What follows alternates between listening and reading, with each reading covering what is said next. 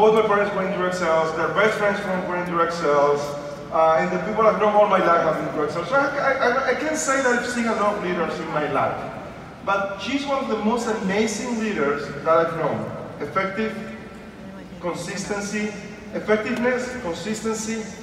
She works so hard, and most importantly, she has a humble leadership spirit.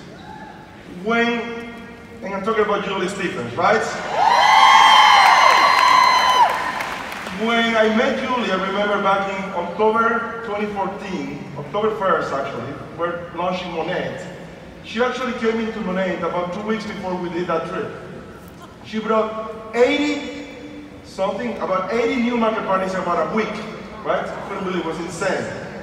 And when I met her, she said that she wasn't sure if she should go to that trip. It was a trip that we did.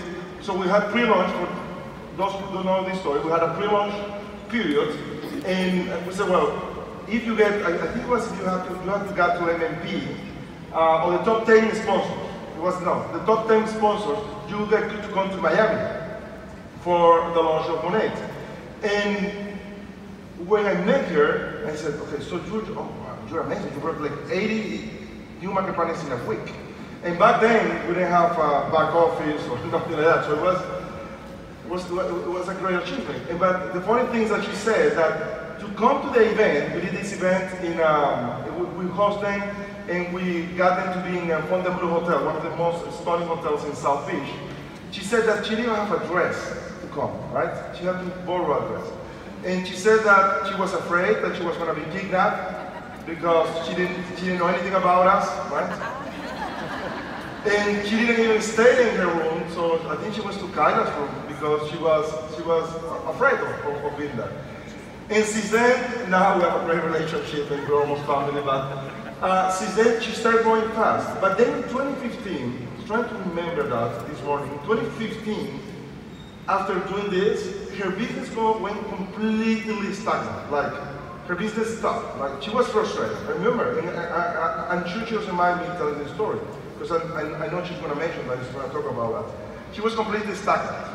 And Stuart and I started talking to her and said, listen, what you're doing is not working out, because you have only pretty much 2 legs. So if you have 2 legs, you have 2 leaders, you have to go wide. And she would say, no, you know, I think I wanna keep doing it like that, I think it's more effective. No. The business is about having, and back then we didn't have still directors, or we just have a few market mentors. The business is about having generations. That's when you actually want to make money. Now, a lot of people don't see it, but the money is in the generations. Start talking to her about that. And right now, Julie has, I'm going to say 18 director legs. Why? Because she, I mean, that's amazing. Why? Because she understood that to be successful in this business, you have to keep bringing new people in. And when you keep bringing the new people in, you have to onboard them and make them successful. And now she has a wide structure, and that's why she's part of the $5 million club and the number 1 entrepreneur in the company. So today she's going to be talking to you about her journey, her advice, and her nuggets. Please, welcome to the stage to Julia Stephens.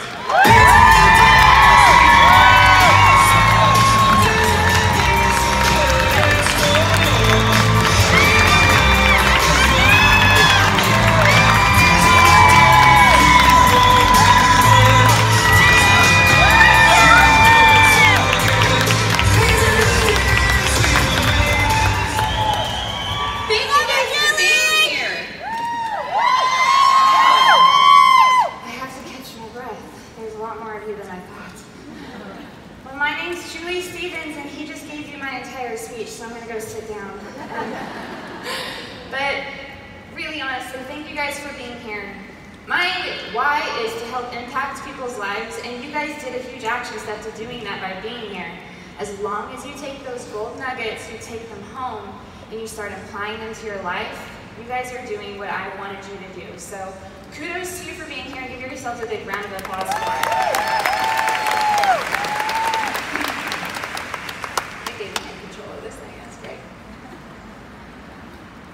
I want to ask every single one of you guys today to stop and think.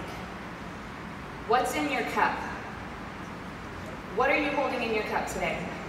Today, I get the privilege of sharing with you what's been placed in my cup throughout the years of my life, and also throughout my business and my journey in Monations. So before Monations, I was an occupational therapist. Actually, I never got that far. I flunked my internships and never passed my test, so I was a failure at that. Prior to that, I was a high school dropout. Actually, I never made it to high school. So I was a middle school dropout because by the 6th grade, my social anxiety was so high I never made it through the rest of those years. Before that, I went my entire 4th grade year not speaking to anyone, not any soul, except for my speech teacher, because I got made fun of for a speech impediment. The year prior to that, I was a huge minority in my class. I was the only one who couldn't read. My mom had to come in at recess hour every day to help me understand the assignments, just to get me through that year. And it wasn't until I was in college that I was diagnosed with dyslexia. And I'm reading a teleprompter right now, so this is gonna get real interesting. But I've had a lot of diagnoses throughout my life by doctors and by friends and by people that I didn't care to listen from, such as ADD, ADHD, OCD, bipolar, dyslexia, as you guys saw, social anxiety, PTSD, severe depression growing up, and also PMS. Can anybody relate to any of that? I want to ask you guys, do you carry that in your cup? I want to tell you strongly that those things, those diagnoses, what people tell you and what you tell yourself, those things don't define you. Only God can define you because He created you in His likeness, and you are not finished yet.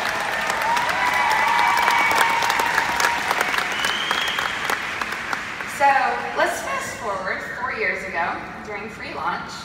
This beautiful blonde Ann Fisher messaged me about this new company, and she sent me a video. She used a tool, and I asked her, I said, "Is this skincare?" And she said, "I think so." So there we went. Okay, good enough for me. It was 6 days later, I was flying to Miami to go meet the corporate office, which we call home office because that's our home. And I was scared to death, absolutely scared. I had earned the trip to Miami to launch the company within 3 days. And I didn't even know if this was a real company at all. Better not move too much, it's gonna get crazy now. But at one time, I even feared that I was headed straight into sex trafficking. So where's Kyla at? Yeah, Kyla Williamson, I stayed in her hotel room because I was that scared. But honestly, if I were to get real with you guys, that's the story that everyone shares. But the reason why I stayed in Kyla Williamson's room was because I didn't have the money on a credit card or a debit card to put the, the damage deposit on my room that day, and I didn't have the money 6 days prior to me standing there when I purchased my product pack. I had 2 checking accounts in the hole. I didn't know where my next money was going to come for my groceries. And I went down and I got a payday loan to get my product back.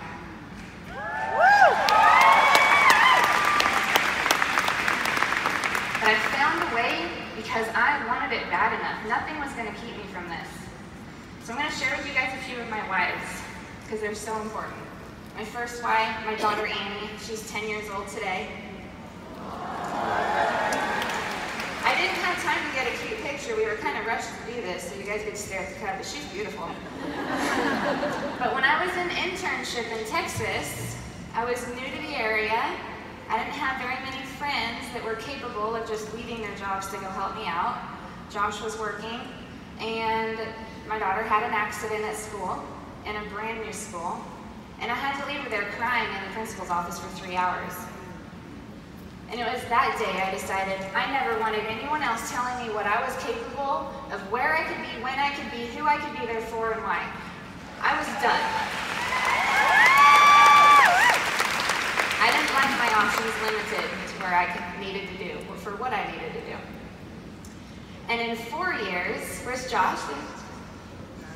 I was able to retire my husband from a 100-hour work week. He's the backbone, and he's the reason, honestly, why I'm even able to stand up here today, probably. But I went from feeling like a single parent to now we are both full-time stay-at-home parents working our business from home, and it's incredible. And the strain on a family, having to be separated so much, is extremely difficult. And I got to experience that. In fact, do we have any veterans or spouses or military, serving military in the room today? I want you guys to stand up.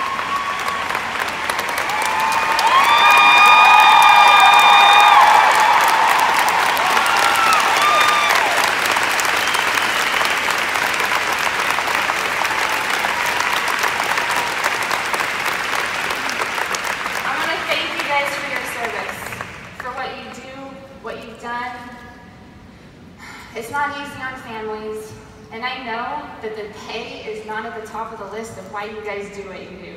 So thank you very, very much for what you guys do. During my journey so far, I've had some hard times. In fact, I didn't know why I couldn't recruit. I wasn't very good at it, ever. I've never been on a leaderboard for top market partner recruiting. I've never been on a leaderboard for VIP recruiting. In fact, for the first year, I bought my own PV.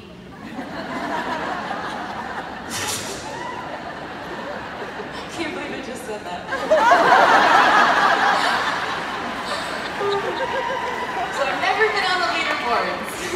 So you guys can do this too. But I've never been someone who could just go out and talk to anyone. In fact, sometimes it was so hard for me to muster up the courage to reach out to somebody.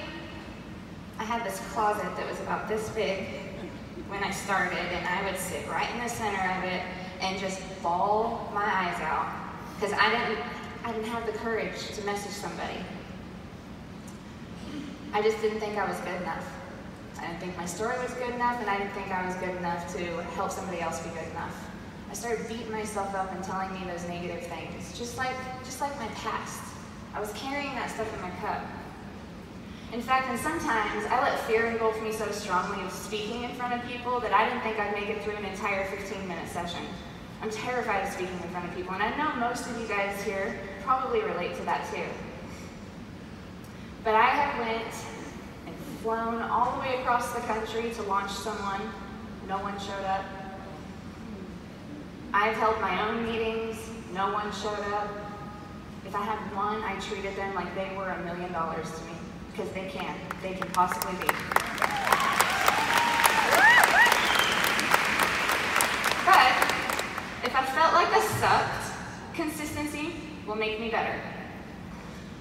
If I felt like I was very much below the average of other people, I might relate to someone else.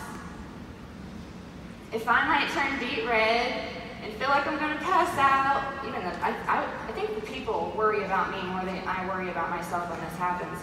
But if that happens because somebody asks me what I do as a profession, preparation eases anxiety.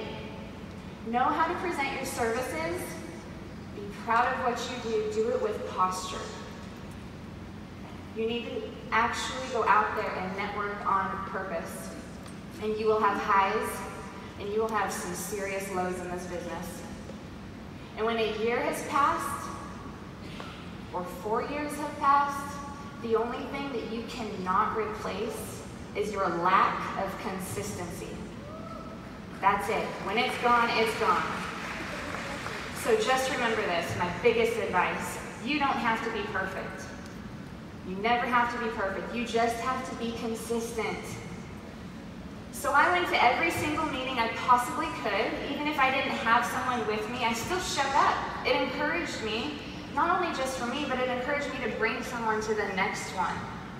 I stayed on a learning track instead of an almighty track. I simply did my best, getting no's and celebrating every single yes that we had. In December of 2015, I hit Senior Executive Director. For 11 months, I never hit my title again. My residual check was cut in half in just under a year. My business was tanking, and I couldn't get a grip. And I started telling myself those old things again, that I wasn't good enough, that I can't do this. And I was 100% right every time I said that. Every single time. I went to Leadership Summit, September in 2016, feeling like a complete failure, a complete fraud. And then I had my aha moment. Keep it simple and do what the experts tell you to do. And we did. Since then, we have went from having 2 directors on my team to having 12 directors wide. We went from barely a 6-figure annual earner to a multiple 7-figure earner. And it's a beautiful thing. Money doesn't make you good or bad. It will only magnify who you are and what you're able to do with it. Woo!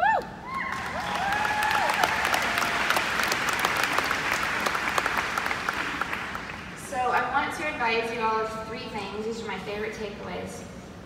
You're not going to remember the details of these events.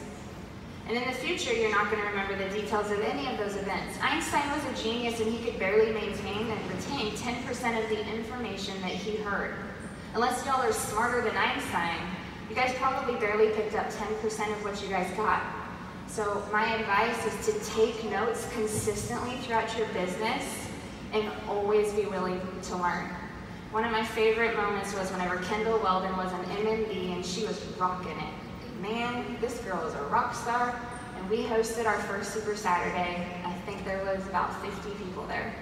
And the first thing I wrote down was, I know it all, on a big old notepad.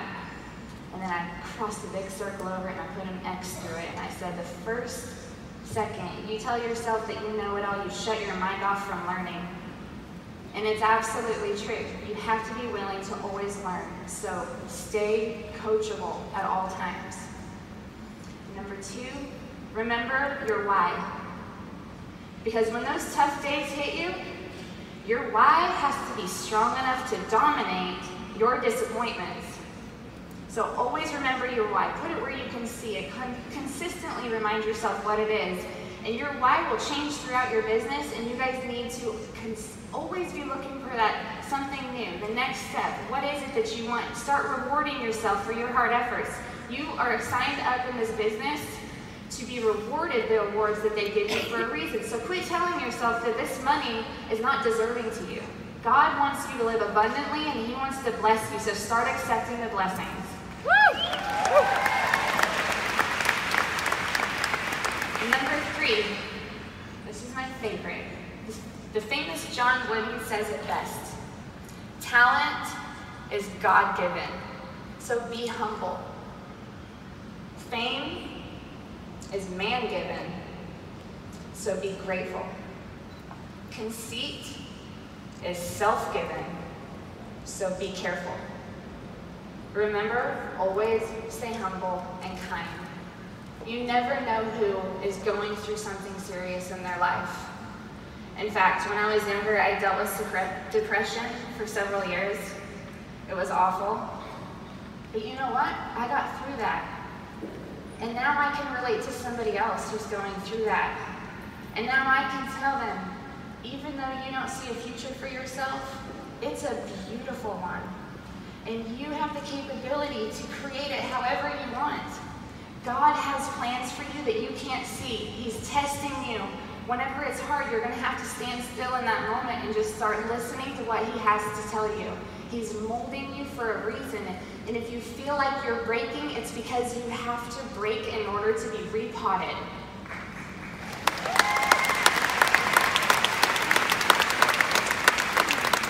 Whatever you guys are going through, I just don't want you to carry the garbage, the negativity in your cup. Because if you are carrying your cup around and you walk into someone else who needs you, who's needing some help, who's discouraged, if you're not prepared to encourage them, then you're not prepared to impact the world. And that's why you guys are here today, is to impact the world. So in fact, if you are not running around with these good works, be a tree that bears good fruit. If you're not doing that, you're not fulfilling your purpose. God made you be here today to impact someone else. You guys will never be a Julie Stevens. You guys are going to be better than Julie Stevens because you're going to be you. And it's going to be something you created. There is no downhill slope, just like we heard. Everything is uphill. And if you want to climb Mount Everest, you're going to have to start working out consistently throughout the day. It's not going to be one day. Your lungs take several months, even years, to endure a climb like that. And if it takes me 10 years to be a $5 million earner, I would go through it all over again, and I would do it. I would do it.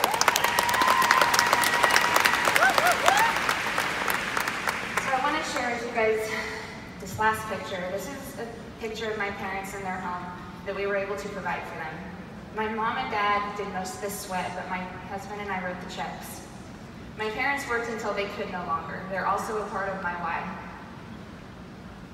This picture was captured when my mom was feeling really bad one night. And my dad walked in and he made us laugh so hard. And my sister Janice captured the moment. We don't remember the joke, but we'll never forget that moment. One of my favorite quotes I ever read, I have it tattooed on my back if you guys didn't see that. People won't remember what you say or do, but they will never forget the way you made them feel.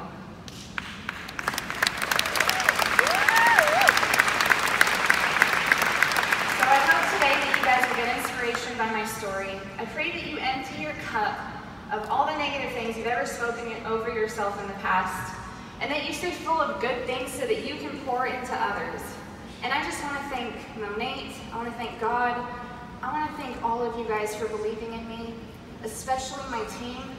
Without you guys, Josh and I wouldn't be here today, and we are eternally grateful. And we love every single one of you guys wholeheartedly.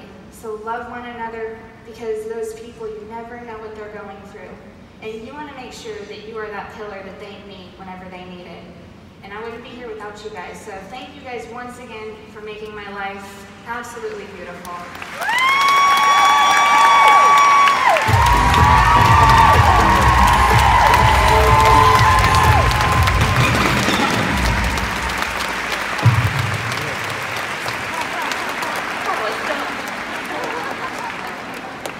Sí, tú terminaste. Por favor, denle un aplauso de nuevo. Please, a big round of applause again.